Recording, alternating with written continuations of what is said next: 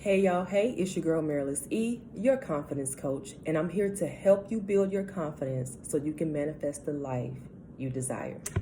All right, y'all, so it's been a second since I've been on here. It ain't been that long, but I missed y'all. So here I am. Okay, so the topic of this video is 5 things to consider when dating someone long term. It was a number of ways I could have worded that, but I mean, either way, I just hope the nuggets bless y'all. You know what I'm saying? So 5 things to consider, or you can say 5 questions to ask yourself when, when you're considering dating someone long term or being with somebody, long term. Okay. So I got my notes here. And I really, like I always say, I don't be want to keep y'all on here all day. So let me copy and paste this to the other.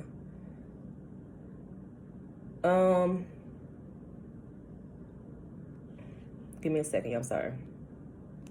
Y'all probably like, she should have been did this. What are you doing? Just a second. Paste. Okay. So here we go. So the first thing to consider is, do you feel safe with this person, him or her, whoever, however, whatever, whoever it is? Do you feel safe with this person? And a lot of times, when I bring up, safety, or, does this person make you feel safe? Or, especially asking a woman, like, does this man make you feel safe? The first thing they think about is like physical safety. You know what I'm saying? But let's be super duper uber clear. It goes beyond physical safety. That counts too. But at the end of the day, any man can protect you from a robber. But it takes a real man to be able to protect your heart. Excuse that nail, y'all. I'm going to get a fill-in next week. Don't worry about it. But seriously, like I said, any man can get a gun, can get a knife, and go, square up, go toe to toe with somebody who break in y'all condo or break in y'all house, or, try to steal your car or whatever. But again, do you feel safe speaking up and expressing yourself to this person?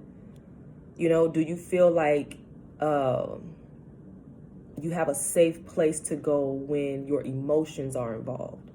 If you feel like this person is doing something, shysty or shady behind your back, and you confront them about it, are they gonna make you feel bad and make you feel like, oh my God, like I can't even go to you with a simple question? Things like that. These are the types of things, because there are many more things that I could talk about concerning this particular one, but that's what I'm talking about. Again, and I'm really talking to the ladies, but like I said, it can go both ways. Men date just like we date, but since I'm a woman, I'm talking to my sisters. You know what I'm saying? Like I said, please consider that. Don't nobody care that he can fight, because at the end of the day, ain't no sense in you going to fight him for coming at me, in a physical manner, when you gonna come and beat me up and kick the hell out of me emotionally or psychologically or mentally. Y'all see what I'm saying? Don't make sense. So that's definitely something to consider. The second thing, are you free to express yourself? Are you free to express yourself? Meaning, does this person try to choke your throat? And again, I'm not talking about a physical choking, because I would hope you would, hello, don't nobody play that. But I mean, like, do they try to shut down your voice? And I speak about this all the time because, again, I'm a confidence coach. And I know that that's one of the things that your confidence does. It activates your voice. But every woman does not have the confidence that she needs to walk in that and to, again, speak up and actually tap into that, using your voice. But yeah, like, it can show up in very, very subtle ways. Like I said before, if you come to them with something that bothers you about the relationship, are you going to get the whole, oh, you so sensitive, man. Oh God, here we go with this. Oh man, you go. I can't ask no questions. What do you mean? And a lot of women, they take it because, again, they saw their moms take it, their mothers take it, they saw their grandmothers take it from their grandfathers and all that. Or, they grew up watching women who didn't have voices. And when those voices were shut down, it did not look like something that was abnormal because it had become normalized. You know what I'm saying? That's why it's so important to build confidence and to heal. That way, toxic things and generationally traumatic things that have become normalized, you begin to see it through different eyes. Like I always say, I love my family, but it's things that I see now through healed eyes that I'm like, now see, before that was funny. Now that's just toxic. You know what I'm saying? I'm just not with it. But I don't want to get off into all that. But like I said, if you say something in regards to your feelings, you don't need nobody who's going to make you feel bad for speaking up. Because that's how a lot of women stay in that stagnant and jacked up place of the choked throat. Got men who have silenced their voices over time, who have broken down your confidence. And again, it's so subtle. They're not just going to come in like, hey, I'm slick and abuser, and I really don't like women who challenge me, and I really don't like women who like to speak up. I got this. I'm going to control you. So, hey, you know what I'm saying? Run if you want to, but hey, I'm here. They don't come in like that. Again, it's very, very, very subtle. Let's see. So yeah, anything that they would say to you to make you feel bad for feeling a certain way, or again, expressing yourself. I don't care what anybody says, and I don't care what color you try to paint that flag, it's red. And you need to run like the wind. Unless you want the choke throat. Unless you don't want to activate your voice or be, the woman who you're supposed to be.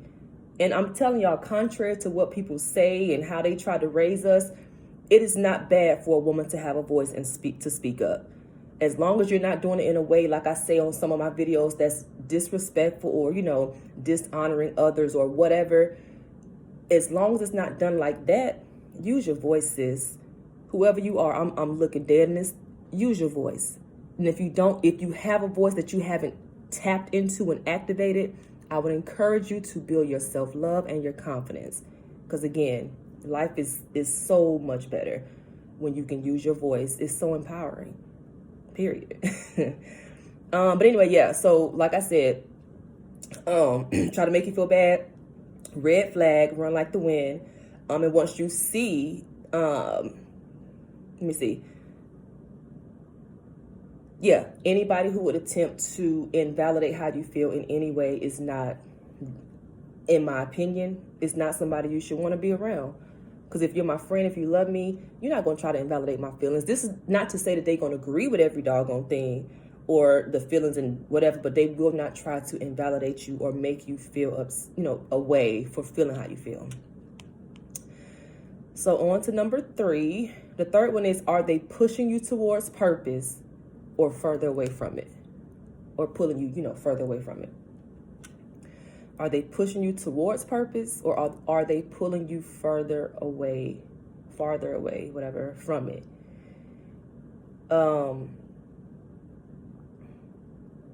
Let's see. For me, this one, they're all important. Let's just be clear.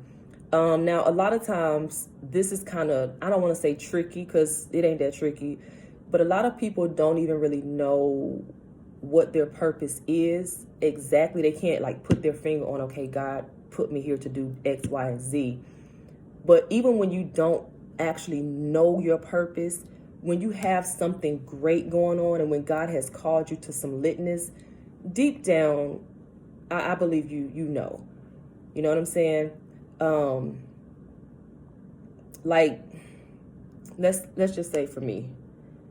Well, matter of fact, no, I can't get ahead of myself. But either way, if you're with someone who is, you can tell when they're not pushing you towards purpose, and it's not a complicated thing. Either you're pushing me towards my purpose or you're pulling me further away from it. So if, what they're saying isn't encouraging you or supportive in the sense of, oh yeah, you got this, keep going, that's that's what's up. You know what I'm saying? You got it. You know, be great. If it's not that, you need to raise your brow. Don't just raise your brow. You need to, again, I ask questions. Like I was just I was just at dinner with lunch with a sister friend at Chili's. That junk was so good. And we were talking about that. I said, child, when I choose to get with somebody's son, whomever he may be, if in the dating process, I'm not gonna be sitting across no table at Ruth's Chris or wherever we at Olive Garden or whatever, asking you questions like, so what do you like to do in your spare time? No, boo. I don't care about that. I'll find it out later. I want to know how your relationship is with your mother. I want to hear, how that relationship is. I want to know if you heal from your childhood traumas, because we all had it, all had them or have them. Are you healed?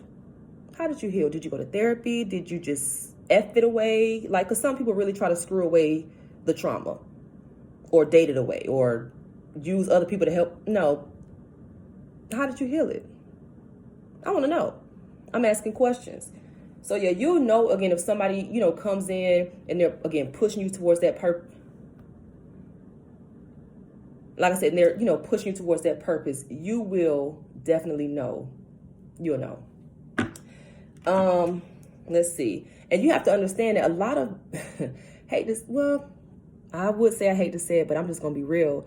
A lot of these men, all of them are not that way, but a lot of men, they don't want you to walk in purpose. They don't want you to have that confidence. They don't want you to be lit like that, because that's going to take away from the control. You know what I'm saying? That's going to take away from their whatever agenda that they have for you. So a lot of them don't want that. So again, you have to be the one. Let me see. Is he pushing me toward? Nah, see, because since I got with him, I've been distracted. I ain't really been doing what I'm supposed to do. You got to think about that kind of stuff. It's real. It is real. Let's see. Number 4, does their energy agree with yours? Does the energy agree? I'm really big on energy. I'm really big on vibes and whatnot. And I pay attention to that. And I would advise y'all to do the same. My gut is my best friend, along with Jesus and my mama. So when my gut says something is off, it's off. She's right. I trust her. That's it. We've been rocking for 37 years, and that's that. And I heard somewhere that when you feel butterflies, it's like your body's way of giving you a warning sign of sorts that person ain't really, you know what I'm saying? Like, something wrong with the energy. Something is off with the energy. Like, seriously. So those butterflies, oh my God, he was so I had butterflies. Girl, those butterflies probably black. They wings probably rotten. Don't trust that junk. Don't trust it. Let's see. Okay, yeah, I think that I'm glad I looked at this, but a lot of times I think that we can tell when the energy the two different energies don't match or they're not comparable, but because a lot of times we so desperately just want somebody, we overlook it. We freaking overlook it and end up in narcissistic abusive relationships. Again, all kinds of abusers and sociopaths and fuckboys. No one has time. So do not, whatever you do, don't ignore those signs. Don't ignore it. If that energy is off, nah, bro, you cute. You almost had me, boy. But no, the energy's off. You gotta go. Not doing it. Real talk, we're not.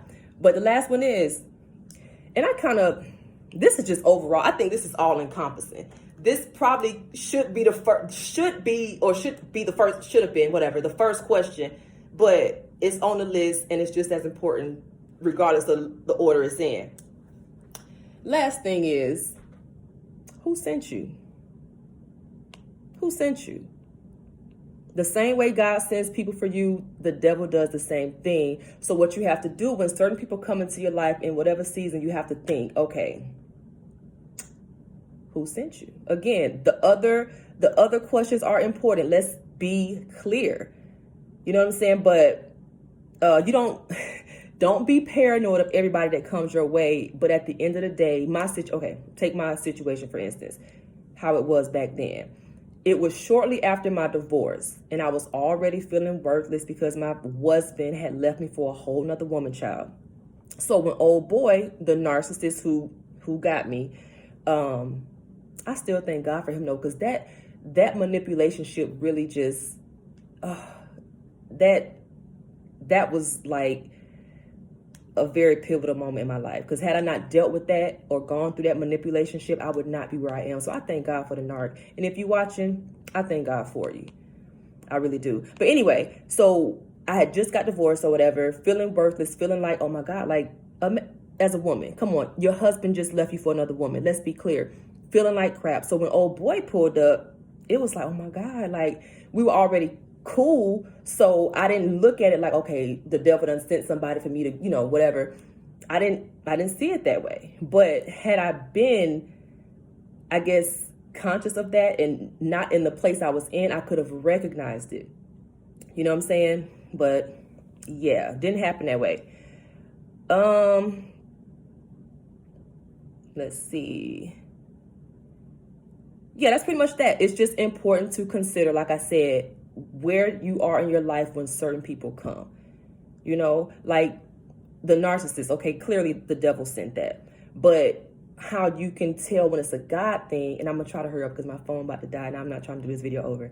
But I reconnected with a friend who I was cool with. We were cool since middle school. Me and my sister friend. Had a little falling out, I thought about some stuff and it was like, you know what, that wasn't really, we shouldn't have fallen out like that. So I went back, apologizing, all that stuff. She was receptive. We good to this day. We are great. That's a God relationship. God sent you. Because again, we had fallen out. The devil probably was laughing and he probably just, oh yeah, they're not friends. No, because the God in both of us said, you know what? Nah, reconciliation is what it is. And like I said, the fact that she was so receptive, you could just tell when it's a God thing. So, or again, when the devil sends this person. So like I said, y'all be mindful. Make sure I didn't miss nothing like super duper important.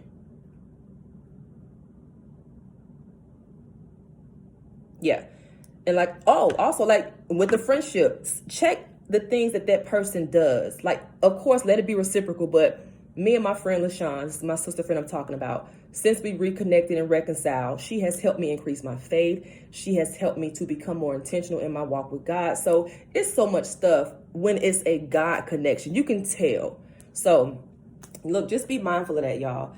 But those are the 5 things. I'm going to do a quick recap. 5 things. First thing is, do you feel safe with him or her? Beyond physical safety. Second thing, are you free to express yourself? You ain't got time to get your throat choked. You got to be able to speak up. And if you're not comfortable, that's a problem. Are they pushing you towards purpose or further away from it? Think about it. Does their energy agree with yours? And who sent you? We need to know. All right. But anyway, y'all, I love y'all to life. That's all I got for now. But until next time, love and light. Be great.